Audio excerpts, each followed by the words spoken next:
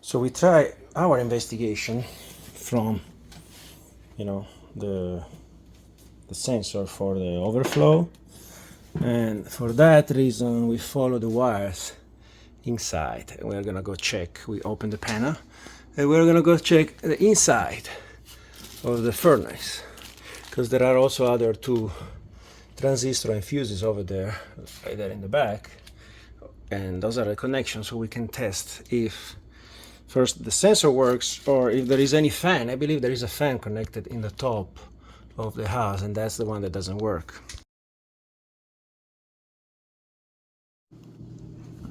So we are thinking that the problem is this capacitor for the blower, you see. So it's not written anywhere how big it has to be, but I measure with the multimeter between the white and the purple. I will show you where, and it didn't come out. It came out like 0.0 nanofarad, and that's impossible. So what I did, I just disconnected. You see, I measure from the white here to the purple here, the purple red over there, because those are connected to the capacitor that is already in the floor right now. See that piece over there? And I'm gonna take it off. There are two screws, one in the top, one in the bottom. I'm gonna measure.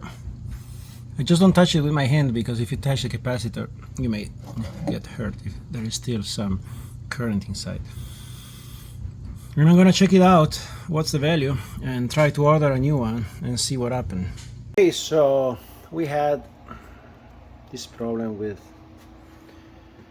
the blower that doesn't start anymore, no? So what happened when you have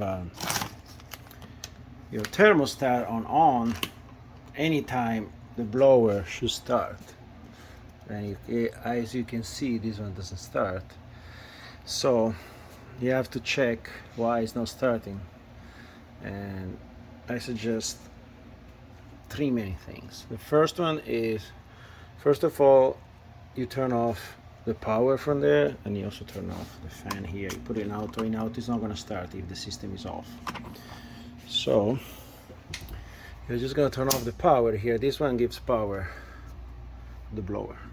First thing you can check is, you see, turning by hand, if the motor is jammed or not. This one looks like it turns for a few turns, just pushing a little bit, and it feels really, really good. So the problem is not that the motor is not mechanical. The next test you have to do is to check those terminals. You see you have a power connector and signal connector. What I suggest to do is to get a multimeter and disconnect those from here, and they're pretty tight. This is the power and this is the signal. I'm not going to be able to show you what I read on the multimeter, but you have to trust me because I don't have a very good settings for making the video. But anyway, this is going to be your power. So you see you have the center is the ground, the two phases are one on the left and one on the right, and this one on the top is the common for the signal, where all the signal 24 volts are going to be on this connector, and they have 5 because they have different speed, but you will see that only one is going to be powered. Any of your, this one is an light, any one of your system air handler, this is an air handler, you need to have your schematic here, and you can see that our is probably going to be the green, and that's where it's going to be with the power on, with the 24 volts, sorry, the signal on, while the power is going to be on this side. So we're going to measure first if we have power from yellow to blue, and then no, yellow to black, and then we're going to connect the terminal to C and to number 1 to see if we have the 24 volt. Okay, so that's what you have to do.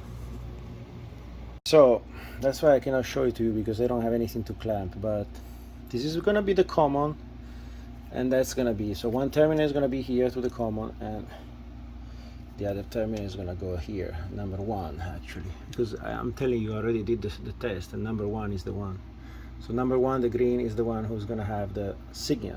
The other one, they're not programmed probably. Instead, the power is gonna be between this and that, because this is the ground. The G is the ground. So you're gonna measure when you turn this on. This is called switch. It's a breaker, but they call switch. You're gonna measure here 240 volt in this case, between here and here, and that's what I did. I measure the voltage, so that means that you get the power to the motor, you know, the handler motor that is over there, the torque. This is a constant torque motor. And then you're gonna have to see if the motor received the signal. How do you do that? Or you jump G to R with a jumper, for example, like this, because G and R are the fan blower contact on the thermostat. Or you just go on the thermostat like I did before, and you just put on. Putting on, it's like closing that contact, R and G, so it's the equivalent. But let's say you have a bad thermostat, you put it on, and that contact doesn't close, you will never get the voltage at that, on those contacts, so you will never know. But you know, the best way is to do it from here. You just jump R and G.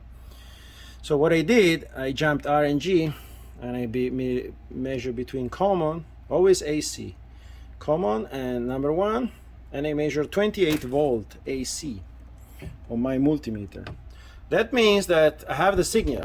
So those are very good, bad news for the owner, because it means that your blower motor, constant torque motor over there, is bad, or the module inside is bad. But either way, you have to change the whole motor.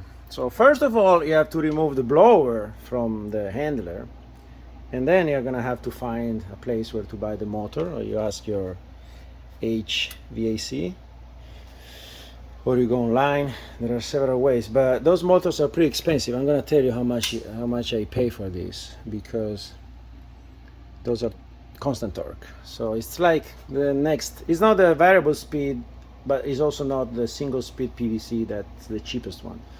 So this one is gonna be a little more expensive. So what I think, to remove this blower, I have to take the bolt, remove this contact and slide it off.